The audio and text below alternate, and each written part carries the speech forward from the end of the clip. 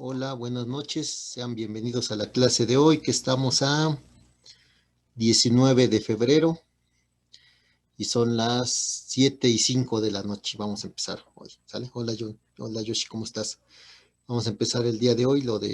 Vamos a hablar sobre los señoríos que estaban en ese momento al momento que llegaron los españoles, ¿sale? Vamos a hablar sobre ellos.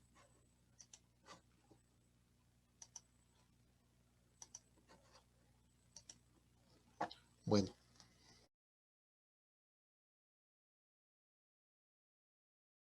Bueno, acá ya está. Bueno, primero vamos a hablar acerca de los purépechas que están en la zona de Michoacán, principalmente. Esta es la zona que ellos controlaron, que ellos dominaron. Actualmente está en el estado de Michoacán y tuvieron un rey muy famoso. Esto sí viene en el libro, a pesar de que el libro no tiene muchas cosas. Esto sí viene. Esto se formó en la zona de... Ok, entonces esto está en la zona de Michoacán. Aquí estamos viendo que tuvieron un gobernante que se llamó Tariacuri, que era muy famoso y que ayudó a que esto se convirtiera en un imperio. Los purépechas no fueron vencidos por los aztecas, fueron un imperio fuerte. Entonces es importante que lo sepan.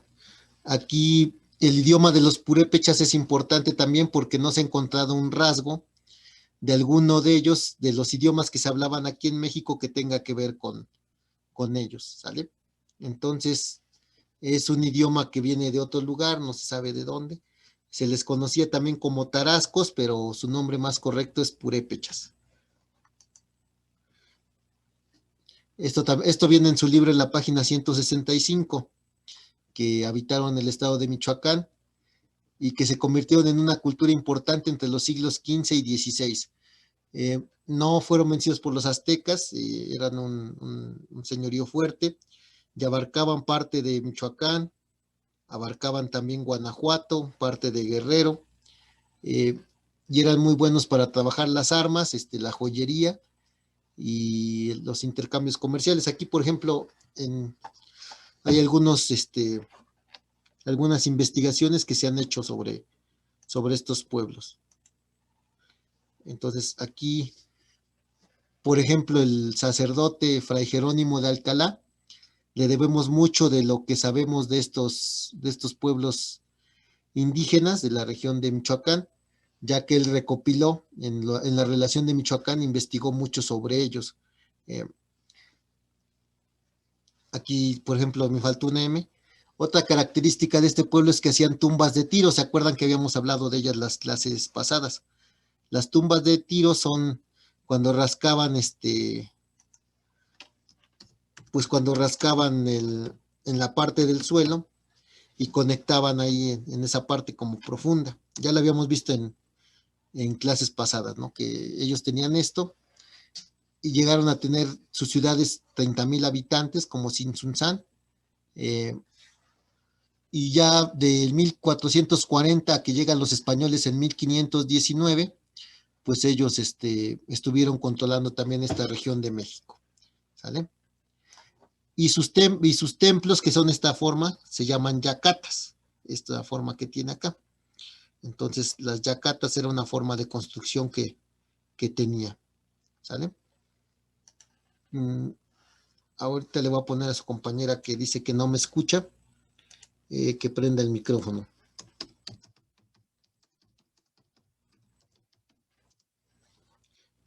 Ya está. Entonces, estas son las yacatas, este tipo de templos. Y aquí, por ejemplo, este es uno de sus dioses que tenía este pueblo.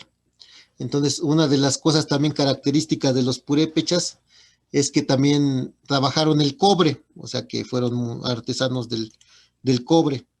Entonces es importante también que lo sepan, porque fueron pocos los pueblos que trabajaron los metales y ellos fueron los que trabajaron el cobre, ¿no? y tal vez si no hubieran llegado los españoles hubieran hecho armas más poderosas y a lo mejor hubieran resistido un poco más. Y aquí está su división política de ellos, que esto salió en Aprende en Casa. Su gobernante se llamaba Casonzi, o sea, así se llamaba su rey. Los reyes purépechas se llamaban Casonzi. Después estaban los señores, los principales que le ayudaban, o Acaecha. Después los sacerdotes eran Petamuti. Y por último estaban el pueblo, que eran los campesinos, los pescadores, artesanos y comerciantes. Los maestros que presentaron esta clase decían que pues estos 3 grupos eran las clases privilegiadas y estos 2 no. Entonces esto es de los purépechas en la región de Michoacán, ¿sale? Incluso todavía las personas de ahí les dicen purépechas, ¿no? Así como para identificarlos. Otro pueblo importante son los zapotecos y los mixtecos. Ya existían estos desde la época del Clásico. Todavía quedaban restos de ellos, principalmente de los zapotecos ya existían desde el Clásico. Y los mixtecos van a aparecer en el posclásico o a finales también del Clásico. Entonces, una forma que tenían estos pueblos y varios pueblos prehispánicos es que se daban alianzas matrimoniales. ¿Qué es esto de las alianzas matrimoniales? Pues que se terminaban casando para formar en lugar de hacer guerra, pues se unían a decían, bueno, pues hacían un lazo donde se casaban entre sus dirigentes y ya con eso se hacían aliados y ya no era necesario hacer una guerra, intercambiaban idioma, intercambiaban cultura y entonces se mezclaron los zapotecos y los mixtecos en este periodo. Entonces los mixtecos se fueron haciendo más amplios y poco a poco fue desapareciendo los zapotecos, pero no desaparecieron de forma completa, porque todavía en la región de Oaxaca se habla el zapoteco y se habla también el mixteco como lengua indígena. Entonces, también los aztecas también se van a unir a ellos algunas veces, les van a hacer la guerra, les van a ganar y van a someterlos a imponerles tributo. ¿Se acuerdan que lo vimos la clase pasada, cómo ellos los dominaban y los sometían? Pero otros reinos, porque estaba dividido en muchos reinos, o sea, hablaban el idioma, por eso se les conoce como mixtecos o zapotecos, pero cada uno estaba dividido en su propia ciudad. Entonces, también a los aztecas a veces les ganaban por guerra, dominaron casi toda esta zona de Oaxaca, pero también algunas veces también se aliaron con ellos. Por ejemplo, aquí los maestros que presentaron esta clase hablan que la región de Tehuantepec, los aztecas intentaron ganarles una guerra, no pudieron, por más que lo intentaron. Tenían un líder que se llamaba Cosijo Esa, y como no pudieron vencerlo, pues que era un líder zapoteca que salió con otros líderes mixtecos de ahí de la región, y la forma en cómo terminó el conflicto es que casaron a una hija del rey Aguizotl, que era el rey azteca que fue a invadir esa zona y que no podía vencerlos. Pues como acabó el conflicto es casando una princesa, una hija de Aguizotl, con Cosijo Esa, y ya con eso terminaron aliados. Esto no lo deben de ver mal porque incluso también los españoles cuando llegaron y derrotaron a los pueblos prehispánicos, les dieron mujeres, siempre era una forma como de hacer una paz, dar mujeres, porque decían los pueblos prehispánicos que era la forma de emparentar, era una forma de tener más paz. Y una vez que ya tenían hijos y todo eso, decían, pues ya vamos a estar más tranquilos porque pues ya van a ser nuestros parientes, ya nos van a apreciar y nos van a tratar de mejor forma. Esa era una técnica, una táctica que tenían los pueblos prehispánicos, sobre todo en este posclásico. Y después vamos a ver que también cuando llegan los españoles, también cuando ellos les vencen a los empualtecas, vencen a los tlaxcaltecas, pues también les van a dar mujeres. Y con eso es una forma de tejer alianzas también por medio del matrimonio.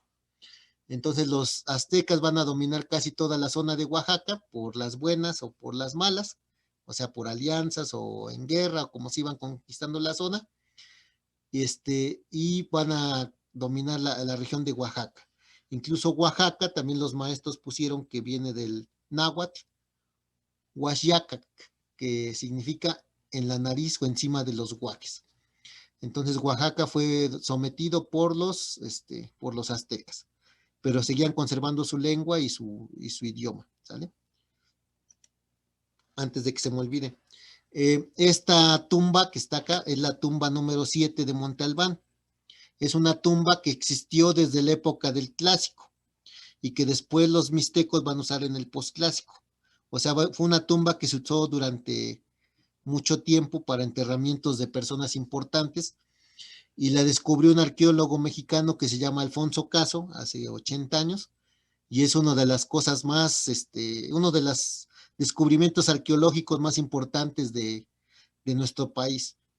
Por eso las culturas mesoamericanas, por este descubrimiento y otros más que ya vimos como la tumba de Pacal y todo esto, por eso la arqueología mexicana es de la misma calidad y los descubrimientos mexicanos también son caracterizados como grandes descubrimientos, como los que se han hecho en Grecia, como los que se han hecho en Egipto, como los que se han hecho en Roma, como los que se han hecho en Persia, por la calidad de arte y por la riqueza que se ha encontrado en estos descubrimientos, ¿no? Que esta tumba fue encontrada completita, no había sido saqueada, entonces es una cosa muy bonita que se descubrió de nuestras culturas prehispánicas por ese arqueólogo mexicano.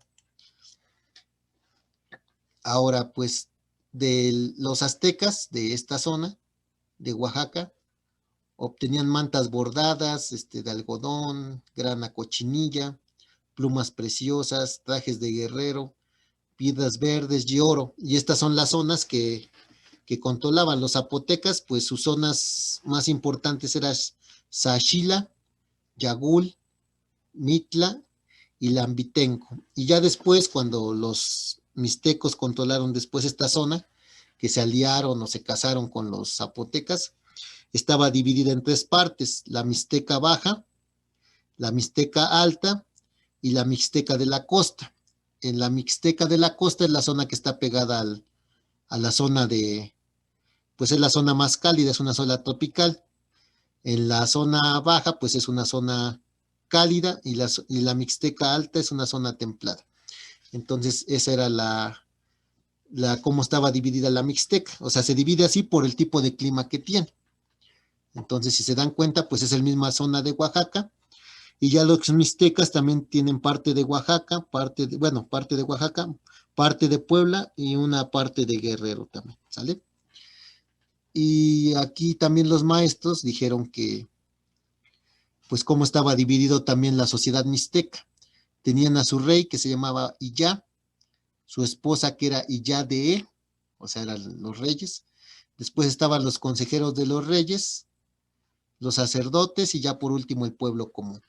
Entonces, si se dan cuenta, pues es muy parecida a la de los pueblos purépechas, lo mismo, o sea, el gobernante, nada más que aquí son dos, los consejeros, sacerdotes y el pueblo.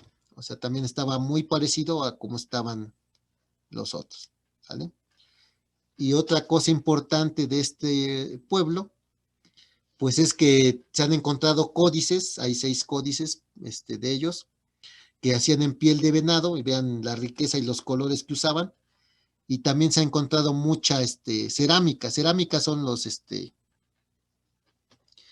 pues estos artefactos, este tipo de objetos que son de barro, pero vean cómo se le conoce como estilo mixteca poblano a los códices y a la cerámica, porque vean el color como cafecito clarito y la combinación que tenía, que es característico de esta zona.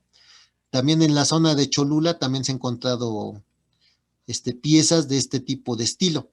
Eso significa que en la zona de Cholula fue influida también por la zona de los mixtecos. No sé si tengan dudas hasta acá. A ver, voy acá al chat, a ver si tienen dudas. A ver, pónganme aquí en el chat si tienen dudas de los mixtecos y de los purépechas que hemos hablado ahorita. Antes de hablar de los que faltan. Lisbeth me dice que no, Paula no, Nicole no, Fabricio no, Hugo Mellado me dice que no, Juan Alonso no, Abigail me dice que no. A ver, Samuel Solano, ¿quién es? Porque ese no es alumno. José Eduardo debe ser de su papá. José Eduardo no, Paula no, Lisbeth no, Mayrín Tepegua no, Jimena no, Antonia no, Jonathan no, y Juan Alonso dice que no. Ok, bueno, entonces seguimos. Otro pueblo también que estaba vigente cuando llegaron los, es Jimena, que le prestó su papá el teléfono. Entonces, los totonacos también son un pueblo que estaba presente cuando llegaron los españoles. Lo que, una característica de los totonacos es que, explotaban mucho la vainilla es de origen mexicano, entonces eso también deben de saberlo. Y cuando los aztecas también dominaron esta zona de los totonacos, pues lo que les pedían era la vainilla como parte de los tributos que tenían que entregar. Los totonacos pues están establecidos en la zona del Golfo de México, parte de lo que es Veracruz y también parte del estado de Puebla, es la zona que controlaban ellos. Pues primero cayó el Tajín, antes que entre el siglo XII y el siglo XIII desapareció el Tajín, ya lo habíamos visto en otras clases, pero después siguió Zempoala, como una ciudad importante también de la cultura totonaca, donde tenía alrededor de 20,000 personas que estaban ahí. Y cuando llegan los españoles aquí a esta zona, van a aliarse con los españoles, porque también estaban sometidos mucho a los aztecas y también vieron como una oportunidad de libertad el unirse con los españoles. Entonces, si ustedes llegan a ver la serie de Cortés, que así se llamó, consigan esa serie, está padre, tiene algunas cosas fuertes también, algunas escenas fuertes. Bueno, mejor no la vean porque está un poquito fuerte para ustedes, pero sí tiene escenas donde llegan primero a esta región de Zempoala, está un rey que los españoles le dijeron el rey gordo, entonces el cacique gordo le pusieron los españoles, y ahí se ve cómo se aliaron con los españoles. Esa parte está muy bien hecha de la serie, entonces ahí sí pueden verla, pueden ver cómo se aliaron los totonacas de Zempoala, se aliaron con los españoles para pelear a favor de ellos. Y una prenda muy importante de los totonacas es el quechmemil, es miren. Más bien es quechquequemil. Es una prenda tradicional que usaban las mujeres totonacas, todavía la siguen usando. Esta prenda, los maestros explicaron bien, más bien fue un profesor, cómo representa su universo, o sea, esta prenda, los cielos, el inframundo, la parte terrestre, los cielos, cómo meten su cosmovisión en esta prenda de vestir, ¿sale? Entonces tiene una forma de cómo entienden ellos el universo, esta prenda que utilizan las mujeres totonacas, ¿vale? Antes de avanzar, pues yo tuve una compañera en la universidad que se llamaba Shanat, ya sé lo que significa ahorita su nombre, y estudió y es muy destacada, ahorita tiene ya doctorado y es muy preparada esa compañera Shanat Rojas, y era de esta zona y hablaba este idioma, totonaco. Después, pues está la zona de los huastecos, en la parte de esta cultura, pues estableció en lo que es actualmente Hidalgo, Puebla, San Luis Potosí, Tamaulipas, Veracruz, y también lo sometieron los aztecas. O sea, los aztecas dominaron a casi todos los pueblos que estaban a su alrededor. Huasteca significa desnudo, este es un ejemplo de su arte de los huastecos. Esta pieza es muy característica de esta cultura. Me parece que está en el Museo de Antropología, y aquí pueden ver cómo eran excelentes artesanos en el labrado de piedra los huastecos. Una característica también de estos pueblos es que hacían este tipo de vasijas que son en forma de tetera, o sea, así las nombran los arqueólogos. ¿Por qué? Porque está como infladita en la parte de abajo y ya después tiene pues cómo verter los líquidos, ¿no? Tiene esta forma que es un poquito diferente a las que hacían otros pueblos prehispánicos. Entonces, aquí está el mapa de la zona de los huastecos. que son los estados que les estaba comentando. Entonces, hasta ahorita, pues todavía se le sigue habiendo zonas huastecas en el país. Incluso hasta hacen torneos de baile, de canto, de música, en esta zona de los huastecos. Es un pueblo muy alegre todavía en la actualidad. Entonces, esta es la cultura yope, que es del estado de Guerrero. Tenían una ciudad importante que se llamaba Tehuacalco, se llamaba este lugar. Esta ciudad pues estuvo vigente durante pues por lo menos unos 800 años, más o menos. Entonces, los aztecas le intentaron dominar y no pudieron. Fue una ciudad importante. Aquí, por ejemplo, vean, está bonito esta zona y cómo hacen este ritual aquí esto ya es actual, ¿no? Pero cómo hacen un ritual para cuando es el equinoccio, vean ahí cómo se ve bonito ahí ese lugar, el sacerdote que representa acuérdense que esto nada más es una representación, pero vean aquí cómo se hace la toma de energía, ¿no? Que se hace en esta zona. Entonces, esta cultura yope, pues no fue sometida por los aztecas, y su ciudad más importante era Tehuacalco, que significa lugar de la casa de piedra, o lugar de la casa de los sacerdotes, o lugar de la casa del agua salada. Puede tener cualquiera de estos significados, ¿sale? Sí, parece una danza al sol. Ajá, sí, pues es en el equinoccio, cuando es la primavera, se hace este tipo de ritual. Entonces, pues invita a las personas que asistan, que vayan de blanco, y ya después los sacerdotes, pues bueno, los que se hacen pasar por sacerdotes prehispánicos, pues hacen este tipo de ritual. Ya después pasa la cooperación para que todos, pues todos se mochen ahí para que el ritual que salió bonito, pues deje alguna ganancia económica. Eso ya es en la actualidad. Entonces, este pueblo pues se defendió de los aztecas, ya estaban casi por ser vencidos, pero todavía no habían sido derrotados completamente. Los aztecas los fueron reduciendo su zona que ellos controlaban, y pues no pudieron dominarlos completamente, o sea, no pudieron, fueron quitándoles sus zonas, pero siguieron todavía como un pueblo vigente. Hicieron este tipo de edificios que son los que estamos viendo acá. Todavía quedan algunas ruinas que están cerca de Chilpancingo, en Guerrero. Y pues después los españoles también ellos sí los quisieron derrotar. Algunos indígenas de esta cultura yope pues se fueron a ocultar a los bosques, no quisieron que los dominaran los españoles y se murieron ahí en los bosques, y después se perdió su cultura. Pero lo poco que se sabe de ellos existe en un códice que se llama el Códice Tudela, donde viene esta imagen y algunas imágenes de cómo eran estos indígenas de la zona de Guerrero. Hicieron estos petrograbados, estos son petrograbados, estos como en piedra hacían este tipo de señales o dibujos que todavía no sabemos en realidad bien qué significan, pero los hacían, ¿sale? Bueno, ahora, de esto de los mayas, acuérdense que ya hablamos de los mayas antes. Estos mayas que quedaban ya no, yo les puse las imágenes de Apocalipto porque pues es una mentira la película, pero por lo menos sirve para que les gusten las culturas prehispánicas. Pero en esta película de Apocalipto pues tiene muchas cosas que no son ciertas. Por ejemplo, lo que sale ahí ya no era válido.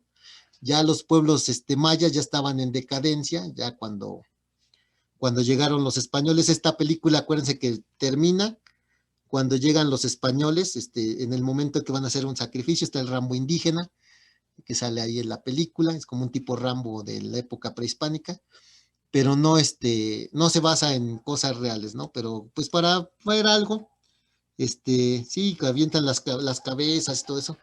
Aquí me está poniendo su compañero que tiene cosas así, Yoshi, que ya la vio, que les quitan el corazón. Sí, esto hagan de cuenta que eso es una película de ficción, la de Apocalipsis, pero la puse para que pues sepan que no era cierto.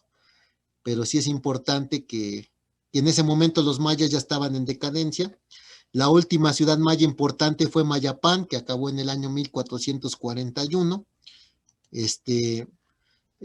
Estaban divididos en pequeños reinos donde tenían su idioma, donde tenían su cultura. Los aztecas también dominaron toda esta zona maya o buena parte de la zona maya que tenían controlada. Pero la película pues tiene su parte importante, ¿no? Por lo menos como curiosidad, y también fomentó que a algunas personas pues les guste conocer nuestra cultura, ¿no? Aunque no sea verdadera, es una película de ficción, no tiene nada de histórico. Por ejemplo, no había, en ese momento las pirámides mayas ya estaban completamente tapadas por la selva, ya no había estos sacerdotes que salen aquí, ya no había estos sacrificios, porque también los mayas pues no eran tan sanguinarios como los aztecas, o sea, lo están poniendo como si fueran los aztecas, pero tiene su cosa bonita, ¿no? La película tiene las ciudades, la reconstrucción, genera turismo, entonces pues tiene su parte interesante. Pero los mayas ya estaban en decadencia, ¿sale? Para que ustedes sepan, nada más quedaba su lengua y su idioma, pero no quedaba otra cosa de ellos, y estaban sometidos como pueblos muy pequeños hacia los aztecas. Y después acá vienen los que, el país que, bueno, los memes, ¿no? Que hay aquí, a veces, que no voy a hablar de eso porque es parte de los tlaxcaltecas, ¿no? Como un pueblo guerrero, también eran personas que ellos, los tlaxcaltecas, que venían del mismo linaje que los aztecas. O sea, también venían de una región que se llamaba Chicomostoc. Eran un pueblo que anteriormente, bueno, era de la misma raíz, los dos hablaban náhuatl. Eh, los tlaxcaltecas, pues también, los aztecas quisieron dominarlos, quisieron controlarlos, quisieron vencerlos. No pudieron, o sea, por más que intentaron los aztecas vencerlos, no pasa. También en la película, en la serie de Cortés, que yo les recomiendo que vean esa serie, es una serie muy buena. Si tienen Amazon, tiene escenas fuertes también, o sea, son chiquitos todavía, son jóvenes, pero tiene escenas fuertes que a lo mejor cuando salgan se cierran los ojos y no las vean.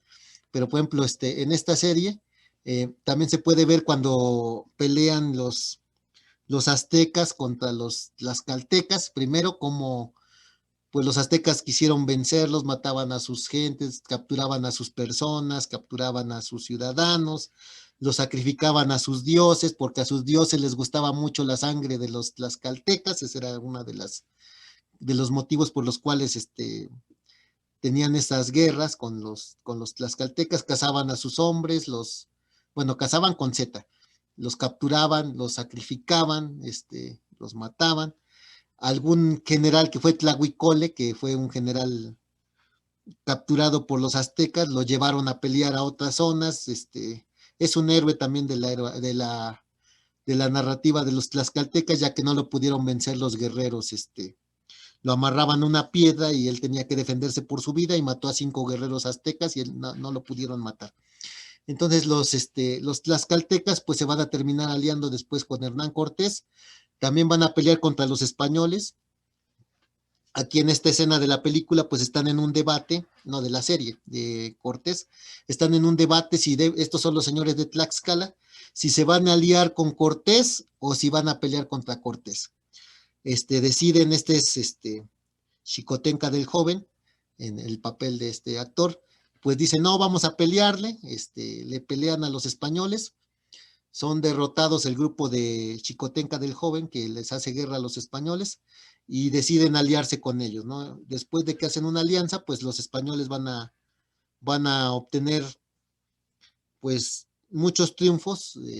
Es muy importante la alianza que hicieron con Tlaxcala para poder, pues, obtener el triunfo en la guerra de conquista. Los españoles nada más tenían 700 gente, lo vamos a ver las próximas clases, pero Hernán Cortés era un general muy inteligente, un líder muy inteligente, que investigó cómo estaba la situación de los pueblos prehispánicos. Y, por ejemplo, yo les decía en la clase pasada que cuando era de su edad, pues odiaba a Hernán Cortés y todo eso, pero pues ahora ya que conoces parte de la historia, pues hay que reconocer que era muy listo, porque con 700 gente logró vencer un imperio de 1,5 millones de personas, que eran los aztecas, ¿sale? Entonces, pues aquí está cómo los tlaxcaltecas también estaban en ese momento ya completamente rodeados por los aztecas, y los españoles vieron que era una oportunidad de unirse a ellos, y por eso el tamaño de Tlaxcala casi es el mismo que tiene en la actualidad. Desde que ganaron los españoles esta guerra de conquista, en este acuerdo decían que se iba a respetar el territorio de Tlaxcala y todo eso, y se ha respetado.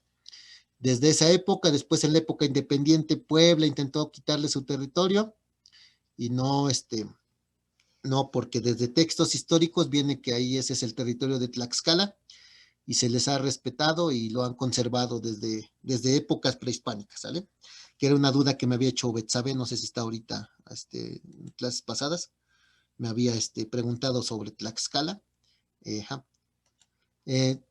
Si no se hubieran unido los tlaxcaltecas, me pregunta Betsabe, no, yo creo que no hubieran ganado los españoles. O sea, fue muy importante la alianza de los tlaxcaltecas para poder derrotar a los aztecas, porque los empualtecas era un pueblo pequeño, eran 20,000 personas, pero los empualtecas pues eran guerreros, pero no tan buenos como los tlaxcaltecas. Y los tlaxcaltecas conocían toda la cultura, toda la tradición, los líderes, los puntos débiles, estaban peleados con los cholultecas, estaban peleados con los aztecas, y es muy bonita esta parte también de la historia. Entonces, si los tlaxcaltecas no se hubieran aliado con los españoles, pues a lo mejor no hubieran ganado los españoles, y es nada más en la historia del que pudiera ser, ¿no? Lo que me pregunta su compañera Betsabe, ¿no? Pero de todas maneras hubieran mandado un contingente más grande, los españoles, si es que no hubieran matado a todos los españoles que venían, los 700 que venían con ellos. Si algunos hubieran podido escapar y hubieran podido comunicarse con España, hubieran mandado también más hombres. Incluso en Cuba, pues sabían que Hernán Cortés salió a una expedición, lo vinieron a buscar, eso lo vamos a ver en la próxima clase.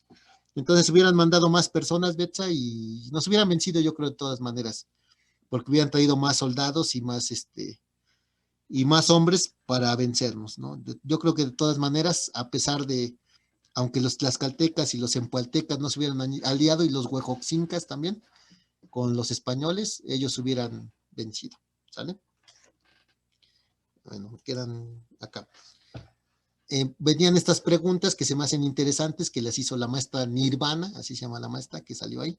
¿En la actualidad se paga el tributo? Pues la respuesta es sí, lo pagamos en forma de impuestos, ¿sale? Todos lo pagamos, desde que compramos un refresco, unas papitas, lo que sea, pagamos impuestos, y ese es parecido al tributo, todos lo hacemos. ¿Qué contribuciones se usan hoy en día para el pago de contribuciones al Estado? Pues los impuestos, en los servicios que pagamos también esos, es como los tributos actuales, ¿no? En esa época eran plumas, cacao y todo eso, ahorita pagamos con dinero, ¿sale? Pero es el tributo si verificas tu carro, si compras gasolina, si pagas el acta de nacimiento de tus hijos, todo eso son contribuciones que hacemos al Estado, y con eso el Estado se mantiene vigente, ¿sale? Pues ya, pues prendan su cámara tantito para verlos, ¿sale? Vayan poniendo presente aquí en el chat. Pues esto fue la clase de hoy. ¿Cuántos tuvimos hoy? 21, pues ahí más o menos, no nos fue tan mal, ¿sale? Pues esto fue como los pueblos que estaban en ese momento que van a llegar los españoles, ¿sale? Entonces, si les preguntan si la película de Apocalipto es verdadera, ¿qué les van a decir? A ver, háganme con el dedo, ¿es verdadera la película de Apocalipto? No, pero está bien chida, ¿sale? Entonces, es una película que no es real, o sea, es una ficción, pero la verdad está padre, o sea, Rambo indígena, correteado, y lo andan ahí queriendo matar y todos esos, entonces tiene sus cosas padres, ¿no? Y ya después cuando ya estudien un poquito más la cultura, pues van a ver que no era cierto, pero pues mientras ya se divirtieron y ya vieron algo, y ya es bonito cuando ya puedes contrastar la realidad con la película. Bueno, pues nada más, hijos, cuídense, sigan haciendo sus trabajos. Estamos por calificarles el bloque número 2, ahorita ya tuvimos una junta hoy, y ya estamos para entregar calificaciones. Hagan sus trabajos, no se atrasen con los maestros, sean cumplidos y hagan todas sus cosas, ¿sale? Para que salgan bien. En el minuto que me queda es importante porque vi en un comercial que salió del CETIS, ahorita que se fue la luz, prendí el radio ahí de pilas y decían ahí que en el CETIS que con 8 te quedas en el CETIS, nada más con tener 8, pero ¿cuántos de ustedes por no hacer tareas ni 8 llevan? Entonces tienen que echarle ganas, ¿sale? Para que lleven, suban su promedio. Pues nada más, hijos, cuídense, nos vemos la próxima semana y adiós a todos, ¿eh? Adiós a sus papás, saludos a sus papás y cuídense porque todavía sigue la pandemia. Adiós, adiós, adiós, adiós, Juan Alonso, adiós, Valeria, adiós, Betsa, Alan, Antonio.